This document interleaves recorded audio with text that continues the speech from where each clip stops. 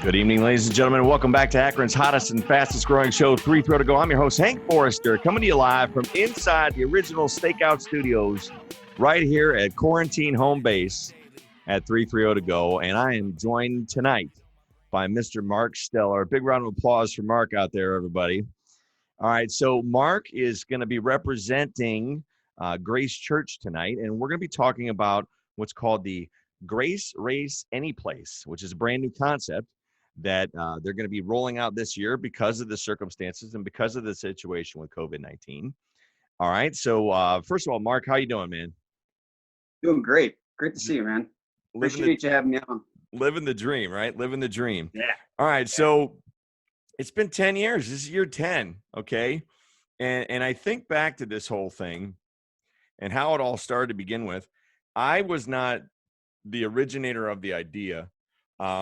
It was Christy Kier and a bunch of folks at Grace, but she came to me at some point early on and she said, hey, she goes, we're going to do this thing.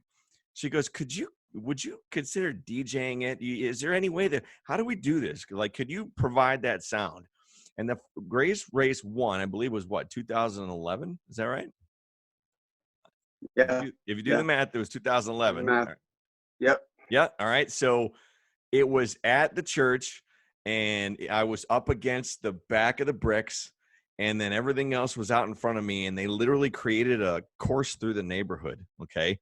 And then the family fun run was the kids would do one lap around the church. They would do one lap around. Okay. And I remember very vividly, this was year one. We go to set up at like what, 5:30, 6 o'clock or whatever it is. So I go to test my system. And it was great. Now, mind you, that this has always been held on Memorial Day. Okay. So I go and I played God Bless America by Celine Dion at like levels 10 and 10. Okay. Facing out and that all those houses across the street, like all their lights started turning on and the windows started opening and the doors. And that's how this whole thing started. Right. And it was just this little idea, and I don't know, a couple hundred runners that first year or whatever, and it's just evolved. It's for 10 years now. It's become one of the most prominent 5Ks in Akron, and it's not just church people that run this thing. A lot of people look forward to this race, and the reason why is because of Feed My Starving Children. So why don't you tell us a bit about that, Mark? Yeah, I think that's what makes it great. It's been a great event to bring different people in Akron together to run. But at the end of the day, it's been about feeding kids, and that's for almost as long as the race story you have. We've been packing meals and, creating meals for Feed My Starving Children. And that's what this race does. It helps bring together meals for them. And we're feeding kids all across the world that need it. And I think, if you seen anything on Feed My Starving Children, you know how great it is that they follow these kids around. You get to see actual improvement in these kids as they eat. And, a little goes a long way. And that's what's really been great about the race too. And right now we're in this weird thing with this pandemic going on where what I've seen is everything has kind of focused inwardly. Our tendency right now, we're trying to preserve our way of life. We're trying to preserve our family, but at the same time, we're trying to help our own personal community. And what we don't want to happen is us forget about our world community and world hunger, right? And that's a tough sell right now because everybody's, we keep saying that we're all in this storm together, but we're all in different size boats, and it's like different people are being affected differently. So the one thing we want to focus on here is not letting this just fall off by the wayside. Okay. Right. So that being said, why don't we go ahead? I should be able to share this screen with us here. And I can actually play a video. Can you see it right now? Hold on, let's share screen. Yet. Share screen 2. Let's share. All right, there we go. You got it? All right, so this is the actual About Us feeding kids. And imagine a world without hunger. This is the world we dream of. A world where bright futures are the norm, where children, families, and communities thrive. But every year, millions of children are still dying from preventable causes. such as pneumonia, diarrhea, malaria, and undernutrition. Hunger causes nearly half of deaths in children under 5 years old. In spite of all this, we know that hope is not lost. It starts with food, and it starts with all of us. We believe in feeding kids. As a Christian nonprofit, we're dedicated to seeing every child whole in body and spirit. Nutrition allows children to grow, thrive, and develop to their full potential. We believe in feeding spirits of children around the world and volunteers and donors. We love like Jesus, but abandon because he first loved us. We believe our lives are made better when we give our time and resources to help others. We believe in empowering communities, that all people deserve the dignity of self-reliance. We work with food distribution partners that stay with communities for the long haul, empowering them to move from relief to development. Imagine a world without hunger. It's not just a dream, it's a possibility. And it's because of you.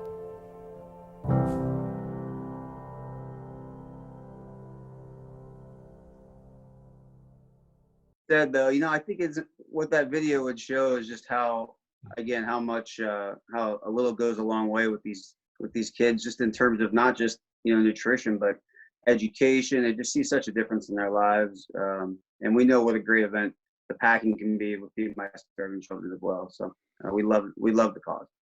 Well, and it's interesting because the packing event is based on the money that you raise. Okay. So, and I got those stats. So Pastor Donnie had sent these over to me. The first years, 2011 to 2015, our event only raised about $10,000 a year. Okay. And then, and then it grew, right? Mostly because of people like you. And 2016 was 19,000, 2017 was 43, 2018 was 49,000, and 2019 was 50,000. And that it's just a ton of meals that get packed for these kids. And I know one year, I think it was 2018, right? They were having a shortage, so they agreed to match whatever we could come up with contribution wise, and we ended up packing wasn't it 1 million meals? 1 million meals. Yeah, that was insane. We had to double up every shift and double up all the supplies and everything. It was nuts. right. But we got it done. It was so cool. And then having done that, I just remember that feeling afterward, and it was just like, did we really just do that? Right. So well, when you tell people, it's one of those things you tell people and they think you're exaggerating. We really were not. It was 1 million meals. It was amazing. And I remember we were running the cruise. So Moon Man, Steve, who is the owner of 330 to Go and Moon Garden Media, he does a lot of the DJ work and the tech work with all this stuff. And he was DJing that, and he DJ'd the entire time during the whole million pack. And he had people operating at breakneck speed to the point where we had to slow down. I remember they were packing so fast that the second to last shift, they had to like slow everybody down, and he ended up playing like Titanic music. It was hysterical. All right. So tell me about you though. How'd you get involved with this, and what's your story in relation to the Grace Race? I think I feel connected to it for a couple reasons. So, in my 30s, I kind of gotten away from running at all. I had bad knees, and it really just gotten away from it. And it really had bugged me. And my boss at the time, a guy named Paul Zanni, who's been a good mentor for me, had challenged me like, hey, you get coming up on 40, maybe you need to give this a shot. Pick a race and just train for it, push through it, and see what happens. And so at the time, I was at Grace. I had never done the race before, and ended up training for that 2014 Grace race and ran it, loved it. And that was my first time being at an event too. And I just loved the whole vibe of it. So I kind of learned that I love to be outside my comfort zone personally, but it also just made me love the event. So where that led to, the next year I actually ended up being one of the lead recruiters. We started to make some changes, and a year after that I took over as the lead volunteer, and this will be my 4th year doing that. And I just love this event. So this year, obviously, we've been thrown a significant curveball, and the whole world has, and we're adjusting. We're going to pivot, and we're going to hit that curve as far as we can. So talk to me about the virtual race concept. Yeah, I I'm really excited about the curveball you just said. I at first didn't know where to go. We put so much planning into all that one day, right? It's like a giant wedding almost. You put all these meetings and plans and all into it. Um, and so it was kind of hard to imagine not having it. But I think what we figured out is the best part of the curveball is the virtual opportunity gives us a chance to try something totally new. So there's a couple advantages I think to it. One is just that we've got a whole almost month of time to allow people to participate in this. So, whether some people like to run at night, some like to run in the morning, some like cold, some like it warm, like it's going to give people an opportunity to get out there and participate whenever they're comfortable doing it. I think it's going to give us a chance to get a lot of people involved that haven't been able to before outside of Akron. I'm always wanting to tell people about this, but it's a local thing for the most part. Now our family, our friends outside can get involved and contribute to a great cause. It allows us to make it a lot less money, be a lot less to get in and do an event this year, which matters right now as well. And then also it's going to give us a chance to let a lot of people do a lot of different types of events. So we've always, one of the things we changed a couple of years we really enjoy is we've got a 5K, we got a 1 mile, right? And then we've got this family adventure run that we've morphed into a great event. But now this year, we're going to be able to do a 1 mile, a 2 mile, a 5K, a 10K, 10 mile, right? And other family adventure stuff. So it gives people all sorts of ways to get involved. So I think it's going to give us some freedom, And we've talked before. We had a planning meeting earlier last week, and we discussed, a lot of folks are into running, and this will allow people to kind of select and choose their own course too, right? Yeah. And we're going to help to try and provide those resources. I know that we had talked about having potential, like, let's say you want to do a 5K. Here's some routes where you can run in and around the 330. And then on top of that, Moonman has offered to offer up a music track if people want to be able to stream that or download it or however that works on his end, to have music to listen to while they run too. So let's get into that. All right. So you just mentioned all those different things. So I'm going to go ahead and screen share again. This time it should work. All right. Because we're not playing music this time. So no sound, right? No. All right. So here's a Grace Race. So it's called Grace Race Anyplace .org, right? So it's relatively easy to remember. So it's the main hashtag that you put in, and that takes you right to this page right here, which is the landing page. And then I also want to point out, we'll point out the rest of the sponsors, but Red Flag Reporting has really taken the lead. Could you talk about them real quick? Yeah, we have never had a title sponsor before, and Red Flag Reporting, who's kind of gradually had a bigger and bigger presence at the race, this year decided to be our first ever title sponsor. So we're very, very excited to have them, and excited they're going to be a part of this virtual experience with us. Okay.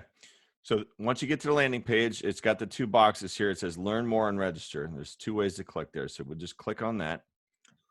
And then that takes us here, and we see some pictures of some folks that have either already run. Have you guys already run, some of you, or are those from last year?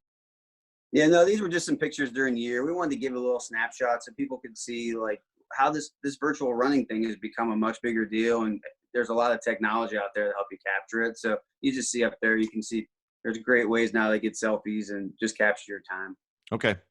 All right. So the race info is here, and this tells about the events that you were talking about. If you want to walk us through that. Yeah. So like I said, we want to let people have every way possible to be involved here. So you'll notice we've got the 1 mile, which has always been a staple of our event. Anyways, we added a 2 mile, and then the 5K, which is the event what it was built around. I know we did a few other longer ones this year with the 10K and the 10 mile. We've got some folks out there who love to run those long distances, and so this gives a chance to do it. But the other thing it does, there's some, this is a 25-day thing, right? So we've had some people say, hey, I would love to run the 1 or 2 mile here at the beginning of the month, and by the end of the month, try and push myself and maybe even run a 10K. So it gives the people a chance to get after a couple of these events, and that's really what we want to see. We'd love to see people do a couple of these over the course of the 25 days or so. And then the last 2 events, we're really excited about this. So the Family Fitness Challenge, we just mentioned this before. We've had this family fun run that we've really poured into the last few years. It's been a great obstacle course, and obviously that's a little bit more difficult to reenact, right? But we want to see people try and do it. We know everybody has different ways for their families to stay in shape. So, hey, do a obstacle course in your backyard. Maybe it's a dance party, whatever it might be. That's a chance for people to do that, and just donations accepted there. And then the last one is do an individual challenge. Some people just can't and won't run, and so whether you're a Peloton or something else, this is a chance to jump in and do it that way. Or even like the CrossFitters and the guys, Yep. Power workout people and all that kind of Yeah, stuff. show us how you work. It shows how you work out if it's not running. That's great. Be a part of it. So as we just kind of scroll and navigate this site, it talks about the meal chart down here. If you want to go into that a little bit. Yeah, so I told at the beginning, right? Like one of the reasons I love this cause is a little goes a long way. So, every sign up on this gives us 45 meals towards the cause. So the only thing you'll notice there at the beginning is, if you just signed up for one, basically that would cover the cost for us to have a T-shirt and the event cost. That's why we really love to see people at least participate in 2 events. But as long as people are at least doing 2 events, Hank, we're getting 45 meals. Like I said, we got some people who've already told us they're going to try and do all 5 events, and it's 170 meals just from doing that. So you're getting a little over 3 meals $1 when you whatever you give.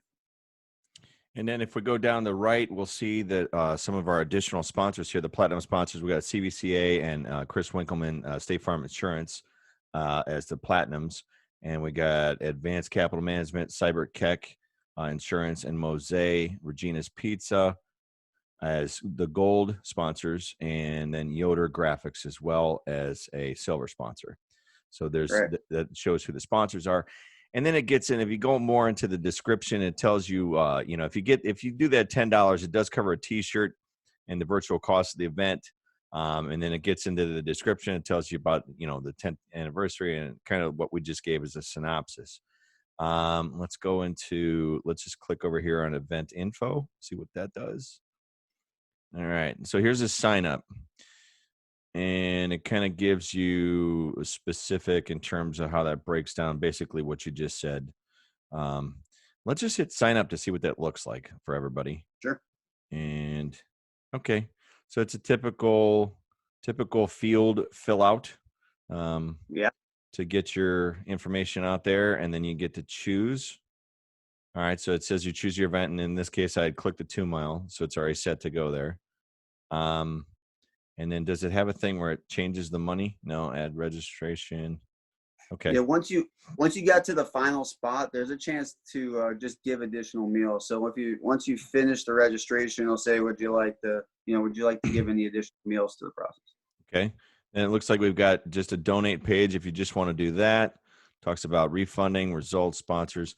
Obviously this is a do-it-yourself, so it's not like timed. You're competing against the ground. It's not.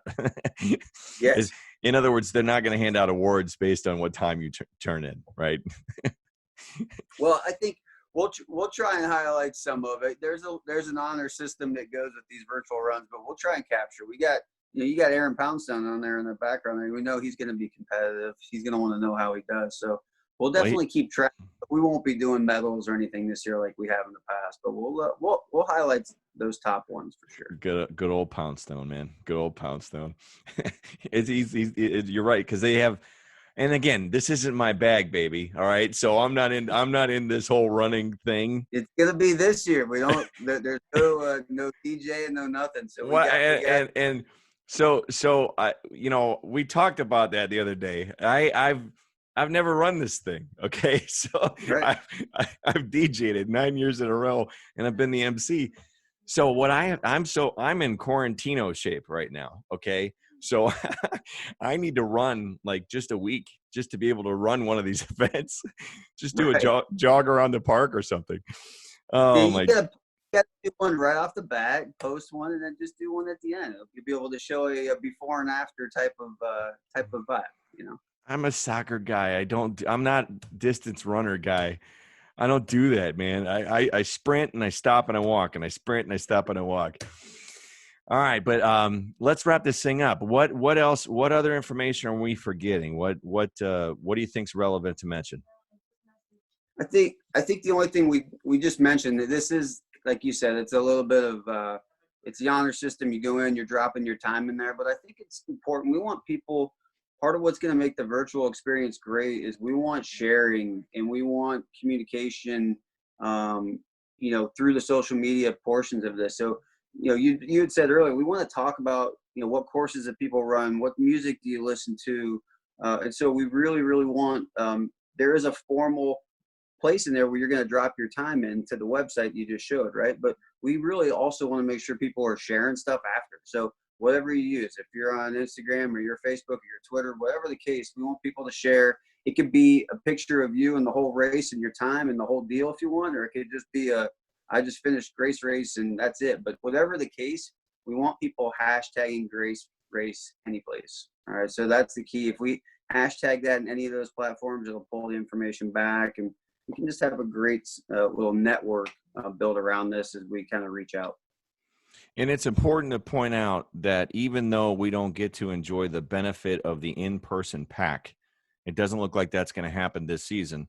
They have machines that are packing the meals right now. Yes. So the money still goes directly to Feed My Starving Children, and it still gets utilized to pack those meals. In this case, it's just being done by machines instead. So, and they could use it now more than ever, right? I mean, when you take away the packing aspect that they're usually built around, now more than ever they need it, because obviously, it goes without saying, but the hunger hasn't stopped. And so now when you've removed these packing events, you have even more mouths probably in need of this. So now more than ever is a great time for us to be helping out. And if the packing end up getting pulled together, great. But no matter what, we'll still be helping, feed kids. Yep. All right, man. Well, thank you so much for joining me. I appreciate it. And let's go feed some kids. Sounds great, man. Appreciate it. All right, let me hold on. I'm gonna finish. I gotta play a little something here. I got an outro. We got the outro. I gotta say my good night. Hey, folks, thank you so much for tuning in. We appreciate it. Once again, I don't know where I'm going, but there ain't no sense of being late. Everybody out there, say good night, Shirley.